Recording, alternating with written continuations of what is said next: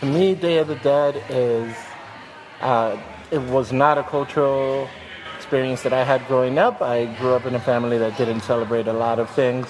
But for me, who lost someone very young, I lost my brother, and I think that since 1986, since he's been gone, he's always been with me in one way or another. So I adopted Day of the Dead as a way to commemorate the beautiful life he had, the beautiful short life he had, and I will continue doing so through all my days. I think the first time I experienced Dia de los Muertos was that someone was in Mexico and asked me if they could put a picture of my husband on their ofrenda. My husband passed away 13 years ago now, but that was about a year after he passed, and she was putting him beside her son, who was his best friend, who had passed away the year before. And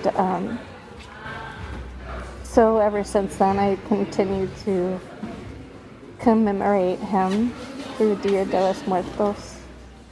And I think in relation to the city, it's really funny, but I have this memory that we had been here together. And I don't think he ever came here.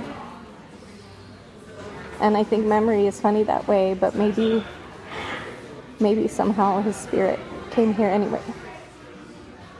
El Día de los Muertos para mí significa, yo siempre lo veía como algo muy mexicano.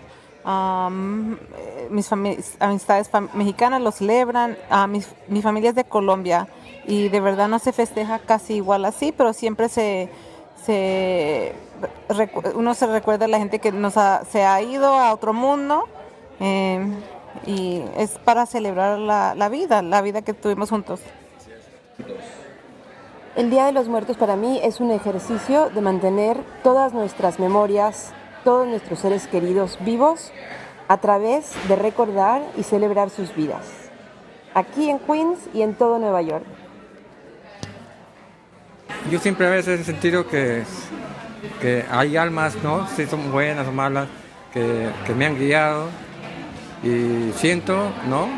A mis ancestros que están junto a mí, y eso en los sueños, siempre sueño en esas cosas y siempre ser lo bueno, ¿no? Para mí, ¿no? Y gracias a Dios que siempre me han guiado.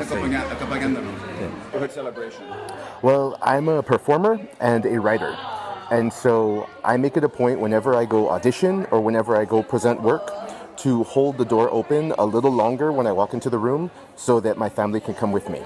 And it's something that I've always done because it reminds me that this is what I'm bringing to the table and this is what I'm bringing to each performance. I love it.